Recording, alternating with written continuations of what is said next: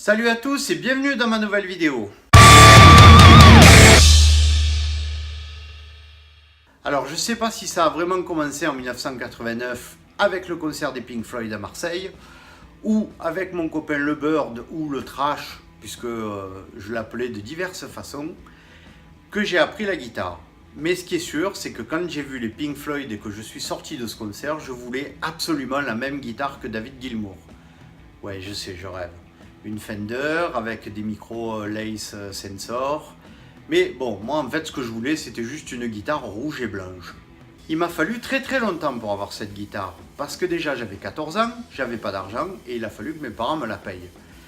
Et j'ai attendu 1 an et demi après, à Noël en 1990, pour pouvoir enfin avoir cette guitare.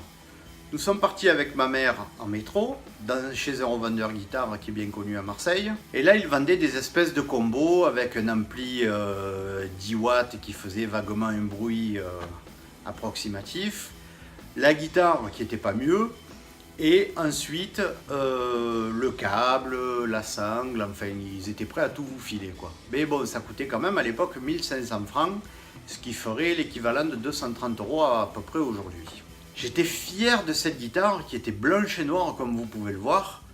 Mon Dieu, qu'est-ce qui s'est passé avec ses cheveux? Je ne saurais jamais. Ouf.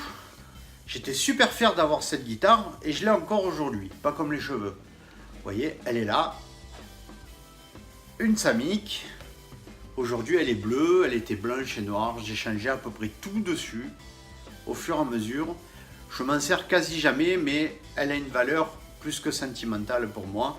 Et puis en plus, la couleur que vous voyez ici, c'est le bleu des bus de Marseille. Parce que mon père travaillait dans les bus, ou en tout cas au dépôt de bus de la RTM Marseille. Et un jour, il me l'avait fait repeindre par un collègue qui s'était d'ailleurs pas trop mal débrouillé, puisque la peinture était quand même pas mal. Il y avait dans le kit une méthode pour apprendre à jouer. Un gars avec une guitare classique, des cheveux, enfin on aurait dit presque Manitas de Platas, mais c'était pas lui. Hein. Donc j'ai commencé à essayer d'apprendre un peu quelques notes par-ci par-là, mais c'était assez dur. Moi ce que je voulais en fait c'était apprendre des riffs. Mais il fallait bien commencer par quelque chose. Alors j'ai appris des accords.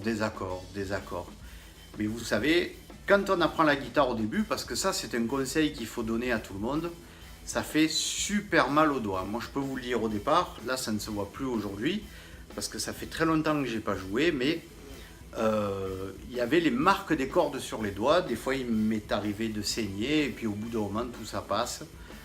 Et puis j'ai commencé à apprendre des riffs, et le premier que j'ai voulu apprendre bien évidemment c'était...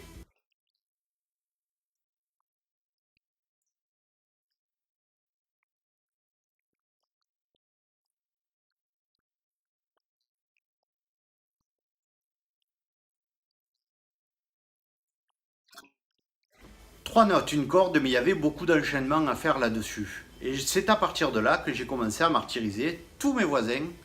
Et je jouais, et je faisais le même riff toute la journée. Des fois, ça pouvait durer 3-4 heures pour essayer de faire quelque chose.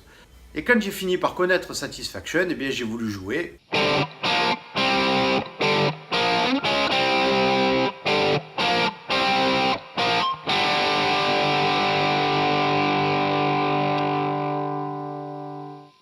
Et là, c'est reparti. 3-4 heures.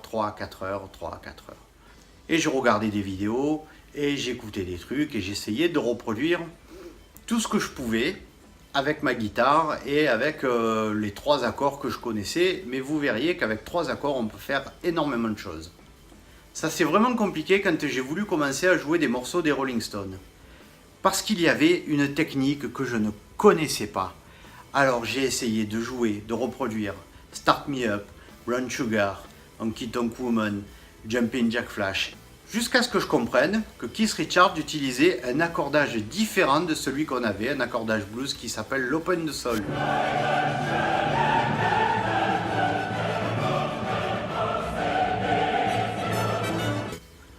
Enfin, j'avais trouvé. Bien sûr, comme je n'avais qu'une guitare, il fallait l'accorder, la désaccorder, la réaccorder, la re-accorder. Des fois, j'enlevais même la corde comme Keith Richards. Il fallait que je la remette.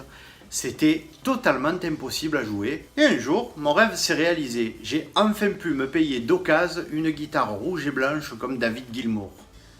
Ici, vous voyez, une Fender. Certes pas américaine, hein, puisqu'il ne faut pas abuser. Voilà. Et elle était là. Et j'étais super fier de cette guitare.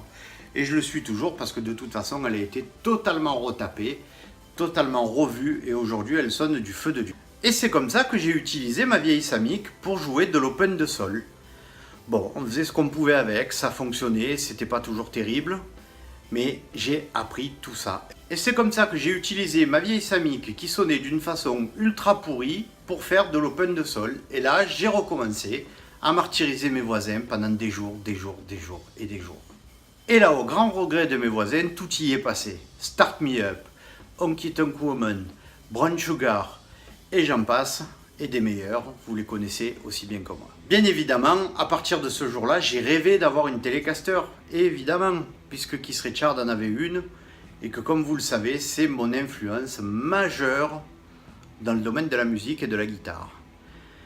J'ai mis très très longtemps à l'avoir. Et puis un jour j'ai eu mon anniversaire, et puis un jour j'ai eu 35 ans, et la voilà.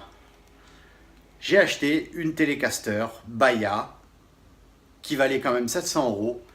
Et vous voyez, celle-là ne me sert uniquement que pour jouer des morceaux des Rolling Stones. Et je suis super fier de l'avoir. Alors vous êtes en droit de vous demander, ok, il nous a beaucoup parlé guitare, mais est-ce qu'il sait en jouer? Ça fait très longtemps que j'ai pas joué en fait. Ben, vous savez quoi? Ok, on y va.